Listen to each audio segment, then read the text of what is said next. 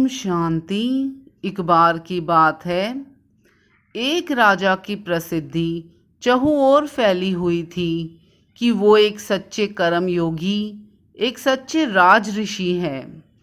उन्हें परखने के लिए एक व्यक्ति उनसे पूछता है, अरे राजा जी, आप इतने भव्य महल में रहते हैं, आपके पास तो सभी सुखों के साधन हैं, आपके पास इतने सुंदर वस्त्र हैं, इतने आलीशान आभूषण हैं, आपके पास किसी चीज़ की कमी नहीं, आपके यहाँ 56 भोगों के पकवान रोज़ बनते हैं, तो फिर आप एक राज ऋषि, एक कर्म योगी कैसे हुए?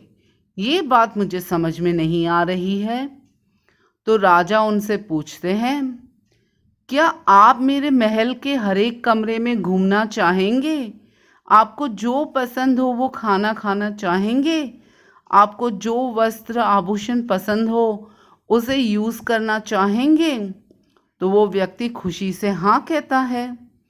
तो राजा उनसे कहते हैं, ठीक है, पर इसके लिए एक शर्त है। और वो अपने सैनिक को बुलाकर कहते हैं, आप एक तेल से पूरा भरा हुआ पात्र इनके दोनों हाथों में रख दीजिए। तो सैनिक ऐसा ही करते हैं। फिर राजा उस व्यक्ति से कहते हैं, आप मेरे इस सैनिक के साथ पूरे महल, सभी उद्यानों में आराम से घूम कर आइए, मगर आप ये तेल के पात्र को किसी और को दे नहीं सकते, कहीं और रख नहीं सकते। आपको उसे पूरा टाइम अपने दोनों हाथों में ही लेकर घूमना है। और सबसे बड़ी बात, अगर इस पात्र में से एक बूंद तेल भी कहीं पे गिरा तो मेरा ये सिपाही आपको तुरंत गिरफ्तार कर देगा और मैं उसी समय आपको सजाए मौत दे दूंगा। वो व्यक्ति तो बहुत ही डर जाता है, पर अब ना कहने का तो कोई सवाल ही नहीं था।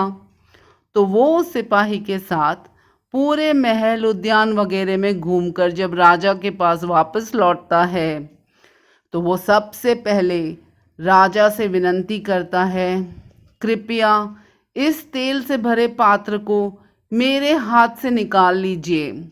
तो सिपाही वो पात्र को लेकर चला जाता है। फिर वो व्यक्ति ज़मीन पे गिर जाता है और ज़ोर ज़ोर से रोने लगता है। जब वो शांत होता है तो राजा उससे पूछते हैं, अब बताइए, कैसा लगा मेरा महल आपको? आप कौन से कमरे में घूमे? आपको कौन से सुख सुविधा के साधन पसंद आए? आपने कौन सा खाना खाया? आपने कौन से वस्त्र और आभूषण को पहने? कुछ तो बताइए। वो व्यक्ति रोते हुए ही राजा से कहता है, क्या राजा जी, आपने तो मुझे कितना डरा दिया था। मैं बेशक सब जगह गया और मैंने सभी चीज़ें देखी, लेकिन मेरा ध्यान तो इसी बात पे था कि वो तेल के पात्र में से बिल्कुल भी तेल नीचे नहीं गिरना चाहिए, नहीं तो मैं तो तभी मर जाता। तो मैं सिर्फ भगवान की याद में पूरा दौरा करके लौटा हूँ, बहुत प्रार्थना की है मैंने।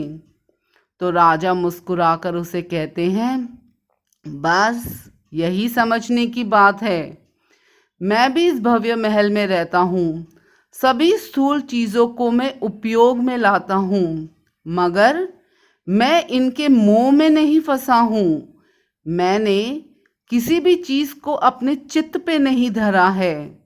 मैं जानता हूँ मौत तो एक अटल सत्य है, तो मेरा ध्यान हर कार्य करते हुए सिर्फ भगवान की याद में होता है। मेरा कनेक्शन भगवान से निरंतर जुड़ा हुआ रहता है। इसीलिए तो भगवान हमें कहते हैं कि हमें हमारी सभी इंद्रियों के ऊपर स्वराज्य स्थापित करना है और एक सच्चा राज ऋषि बनना है। हमें अपना हर कर्म भगवान की याद में करना है और एक सच्चा कर्म योगी बनना है। Thank you. ओम शांति।